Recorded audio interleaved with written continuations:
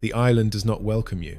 It looms out of the East China Sea like a jagged, rusted tooth, a monument of concrete and salt that feels as though it belongs to another dimension. From a distance, it looks like a massive warship forever frozen in the waves, a silhouette of chimneys and high-rises cutting a sharp line against the pale horizon. Sailors once called it Gunkanjima, the Battleship Island, but today the engines are silent, the crew is gone, and the only sound that remains is the rhythmic, haunting groan of iron doors swinging in the wind and the relentless crashing of the tide against its crumbling sea walls. Most people who see it from the mainland see only a ruin. They see a skeletal remains of a forgotten industrial age. But if you look closer, past the shattered glass and the collapsed roofs, you realize that this wasn't just a factory or a mine, it was a dream. A vertical city where thousands of people lived, loved, and died on a patch of rock so small you could walk across it in 5 minutes.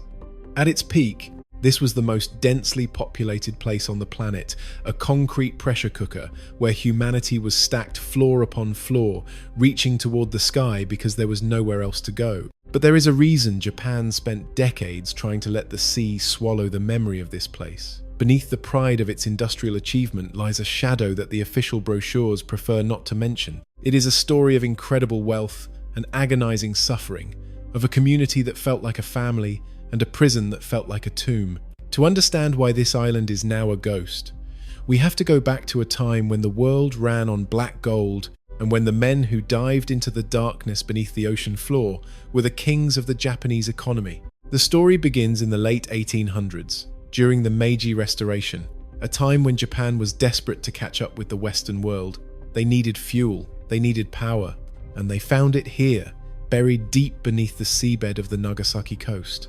When the Mitsubishi Corporation bought the island in 1890, it was little more than a jagged reef, but they knew what lay beneath.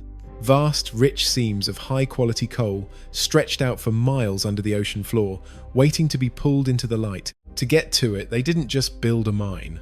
They built a world. Year by year, the island grew. They reclaimed land from the sea, dumping slag and rock to expand the perimeter, encasing the entire island in a massive, fortress-like seawall to protect it from the typhoons that frequent these waters. As the mine went deeper, the buildings went higher. By 1916, the island became home to Japan's first large-scale reinforced concrete apartment complex. It was a marvel of modern engineering, a 6-story giant designed to withstand the salt air and the battering storm. It was the beginning of an architectural experiment that would eventually turn the island into a literal forest of concrete. By the 1950s, Gunkanjima had reached its zenith. Imagine 5,000 people living on 16 acres of land. To put that in perspective, it was a population density 9 times higher than modern-day Tokyo. Every inch of space was utilized. There were no parks, no trees, no gardens. They called it Midanashi-jima, the island without greenery. If you wanted to see a flower, you had to grow it in a pot on a rooftop, or wait for a supply boat from the mainland. Life here was a paradox. On one hand, it was incredibly modern. Because the miners earned high wages, the island was one of the first places in Japan where almost every household owned a television, a washing machine, and a refrigerator, luxuries that were still rare in many parts of rural Japan. There was a cinema, a bowling alley, a hospital, a gymnasium, and even a rooftop swimming pool. There were bars where the miners would drink away the coal dust after a grueling shift, and shops that sold the latest fashions from Nagasaki. Children grew up in the shadow of the winding towers. For them, the island was a giant playground of stairs and corridors. They went to school in a massive building that stood on the highest point of the island, looking out over the endless blue of the ocean. They played hide and seek in the labyrinthine stairway to hell, a steep climb of hundreds of steps that connected the lower industrial levels to the residential heights. To a child born on Gunkanjima, the rest of the world felt distant and unnecessary. Everything they needed was right here, contained within the concrete walls. But the atmosphere was always heavy. The air was thick with the smell of salt and the constant, fine rain of black coal dust that settled on everything, the laundry hanging on the balconies, the faces of the children, the food on the table. And then there was the noise. The mine operated 24 hours a day, 7 days a week. The mechanical roar of the ventilation fans, the clatter of the conveyor belts, and the deep, Rhythmic thud of the hoists moving men and coal up and down the shafts provided a constant heartbeat for the island. You didn't just hear the mine, you felt it in your bones. The men who worked the seams lived a life of extreme danger. They would descend over 1,000 meters below sea level, entering a world of suffocating heat and dampness. Down there, the temperature often soared above 30 degrees Celsius with nearly 100% humidity. They worked in cramped spaces, sometimes crawling on their bellies to reach the coal, knowing that at any moment, a pocket of gas could ignite or the ocean itself could come crashing through the ceiling. They were the elite of the working class, but they paid for their status with their health and, too often, their lives. Yet, as the 1960s dawned, a change began to stir on the mainland. It started as a whisper, a shift in the global markets that the people on the island tried to ignore. Japan was moving away from coal. The age of oil had arrived. It was cleaner, easier to transport, and cheaper.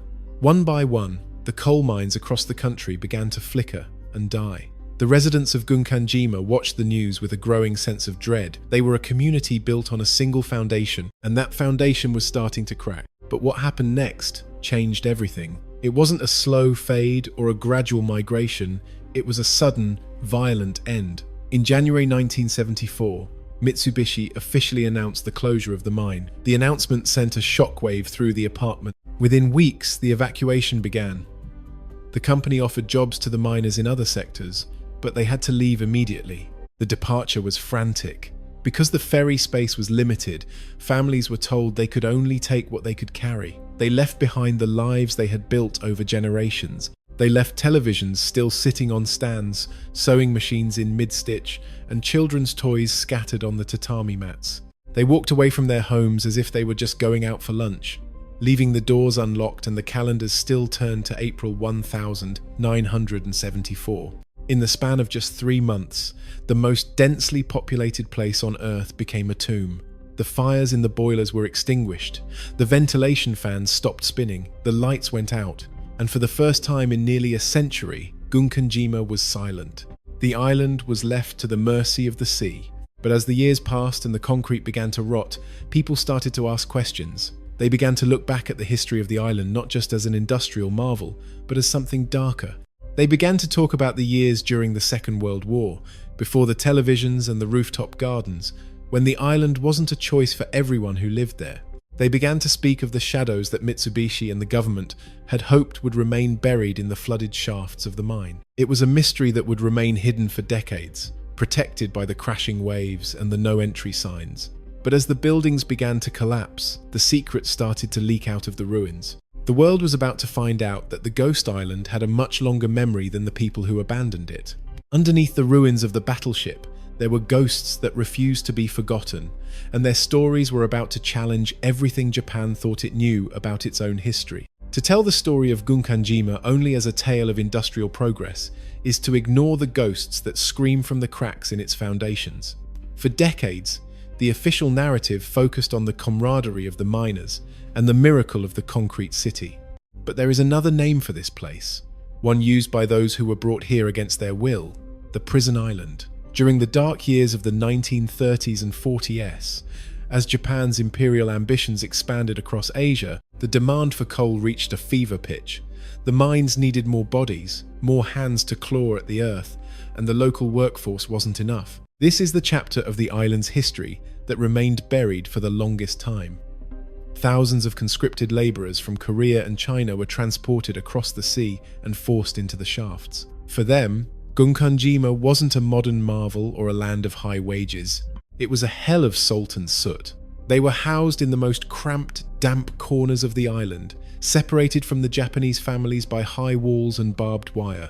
While the miners' children played on the rooftops, these men were pushed into the deepest, most dangerous sections of the mine, where the ceilings were low and the air was thin. Survivors would later tell stories of being fed nothing but the husks of beans and rice, of drinking water contaminated with salt, and of the brutal discipline meted out by overseers who saw them as nothing more than fuel for the war machine. Many tried to escape, throwing themselves into the churning, shark-infested waters in a desperate attempt to swim to the mainland. Most didn't make it. The currents were too strong, the distance too great. Those who died were often cremated on a neighboring tiny rock, their ashes scattered without a name or a prayer. When you walk through the ruins today, you cannot help but wonder how much of that suffering is absorbed into the very concrete of the buildings. The island is a beautiful graveyard of industry, but it is also a site of immense, unacknowledged trauma. After the mine closed in 1974, the island was effectively erased from the map.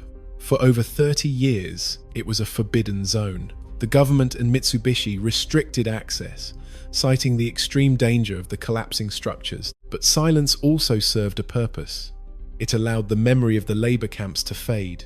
It allowed the rust to eat away at the evidence. The island became a no man's land, a place where time didn't just stand still, it began to move backward. Nature, which had been banished from the island for a century, began its slow, methodical reclamation. Without humans to hold it back, the salt air became an apex predator. It ate through the steel reinforcements inside the concrete, causing the walls to swell and burst. The typhoons that used to be a seasonal nuisance became a constant wrecking ball. Giant waves would crest over the seawalls, smashing into the ground floors of the apartment blocks, dragging furniture and memories out into the deep. In this period of isolation, Gunkanjima transformed into something skeletal. It became a masterpiece of decay.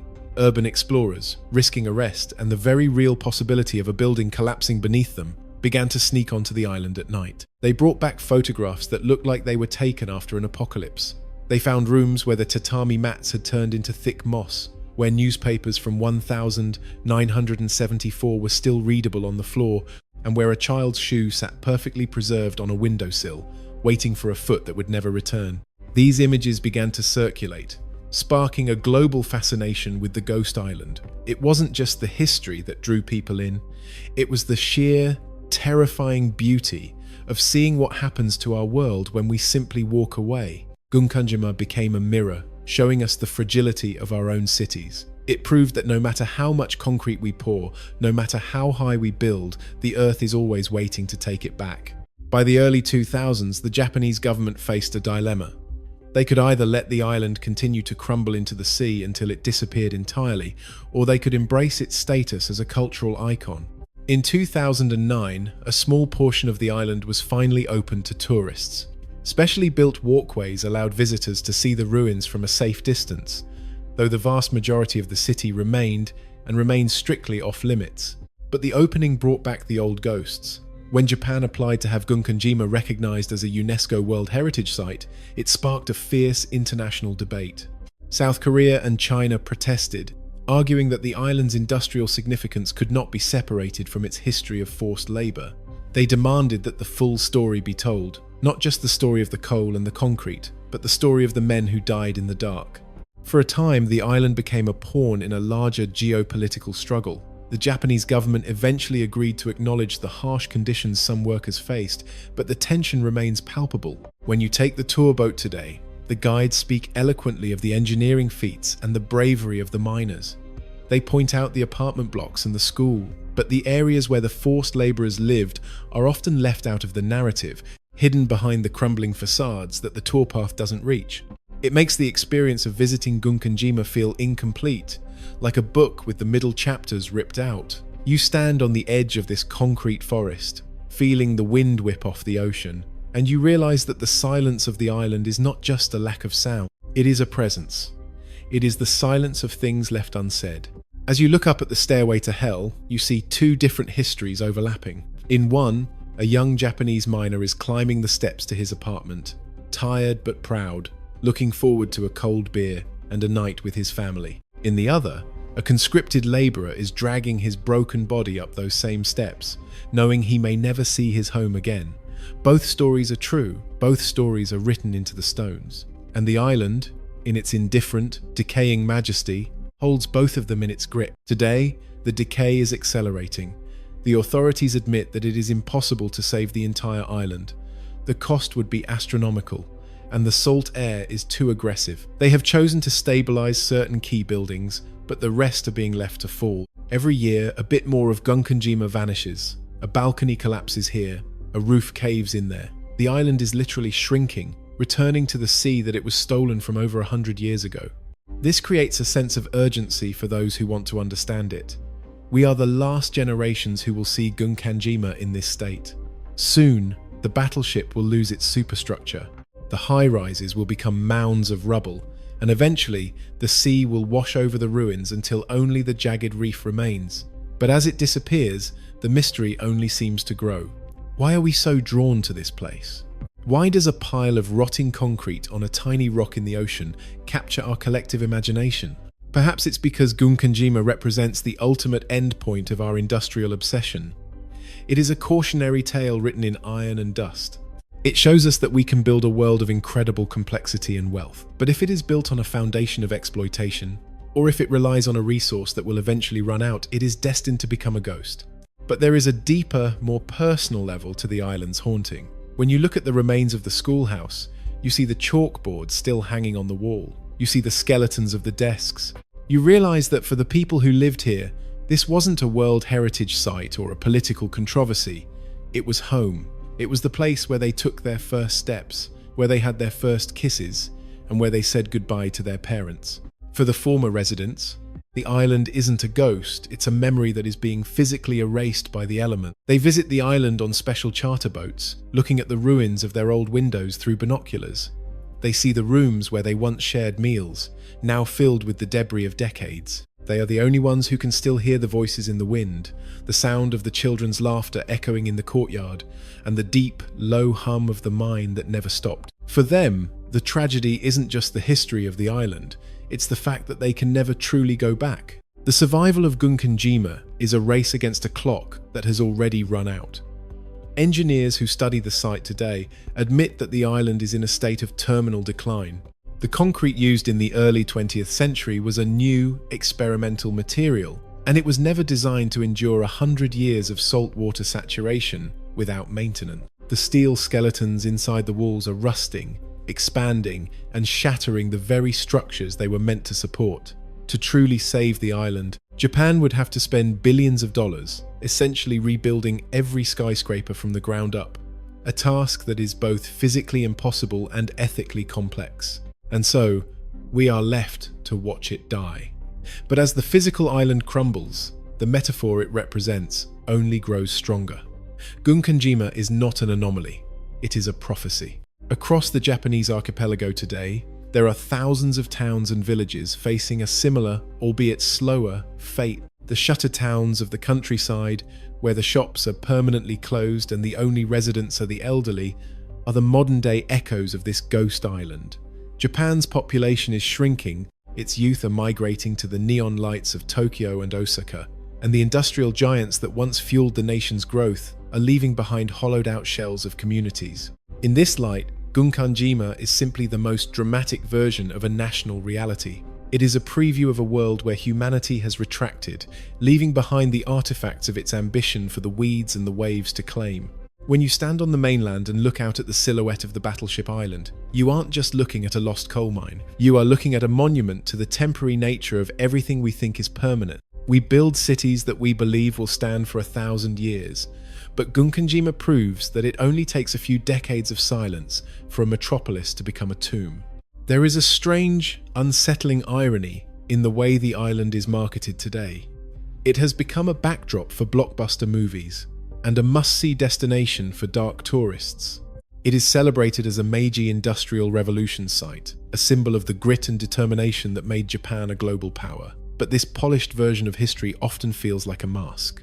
By focusing on the machines and the architecture, the difficult human stories, the forced laborers, the accidents, the political tension are tucked away into the shadows of the collapsed hallways. Japan wants the world to remember the island as a triumph of engineering, but the island itself seems to want us to remember the cost. The silence there is heavy with the weight of things left unacknowledged. If you listen closely to the wind whistling through the empty window frames of apartment block 65, you don't hear a story of industrial glory. You hear the story of a community that was sacrificed for progress, and then discarded when that progress found a cheaper fuel. You hear the story of thousands of families who were told their island was the future, only to find themselves part of a past that the rest of the world was eager to forget. What remains of the island today is a skeletal archive of a lost way of life. In the hospital, the rusted surgical tables still stand in the operating rooms, covered in a fine layer of white dust. In the primary school, the desks are arranged as if the students are just out for recess, while the walls around them lean at impossible angles. There is a profound sadness in these spaces, a sense of a life interrupted. It is a reminder that when a place dies, it doesn't happen all at once. It dies in 1,000 small ways: the last time a bell is rung, the last time a light is turned off, the last time someone calls a specific room home. The island is also a testament to the indomitable power of the ocean. For all of our seawalls and reinforced concrete, the Pacific remains the true owner of this rock. On days when the storms roll in, the waves still hit the island with the force of an explosion, sending plumes of spray hundreds of feet into the air. The water is patient. It has all the time in the world. It knows that eventually, the last pillar will crack, the last roof will fall, and the Battleship Island will finally sink beneath the waves for the last time. Until that day comes, Gunkanjima stands as a warning. It warns us about the fragility of our industrial dreams. It warns us about the dangers of a history that only tells half the truth. And most importantly, it warns us about the cost of progress. We live in a world that is always looking for the next coal, the next source of power, the next engine of growth. We build our cities higher and denser, convinced that we have conquered the elements. But Gunkanjima is a reminder that nature is never truly conquered. It is only temporarily displaced. As the sun sets over the Nagasaki coast, the silhouette of the island begins to blur into the darkening sea. From the shore, it looks like a ghost ship drifting through the mist, a phantom of a century that has long since passed. It is a place of incredible beauty and terrifying history, a place where the best and worst of humanity are written in the ruins. Japan may want the world to see a specific version of this island, but the ruins refuse to cooperate. They tell a story that is messy, painful, and deeply human. They tell us that we cannot separate our achievements from our failures or our future from our past. As long as the concrete still stands, Gunkanjima will continue to haunt the modern world, a silent witness to the transience of all things. When the last wall finally collapses and the sea reclaims the battleship, what will be left? Not the coal, not the concrete, and not the machines. Only the memory of the 5,000 souls who once crowded onto this rock, living out their lives in the middle of the ocean, believing they were building a future that would last forever. They are the true owners of the Ghost Island. And as they fade into history, they leave us with a single, haunting question. If the most densely populated place on Earth can become a wasteland in the blink of an eye, what will become of the cities we call home today? The island does not offer an answer. It only offers its silence. It sits there, rusted and ruined, watching the tide come in, waiting for the ocean to finish what it started over a century ago. It is a monument to the forgotten, a sanctuary for the ghosts, and a mirror for the rest of us, reflecting a future that we are not yet ready to face. The Battleship Island is disappearing, and perhaps, in the end, that is exactly what it was always meant to do. To return to the depths, taking its secrets and its shadows with it, leaving nothing behind but the sound of the waves and the memory of a dream that was too heavy for the world to carry.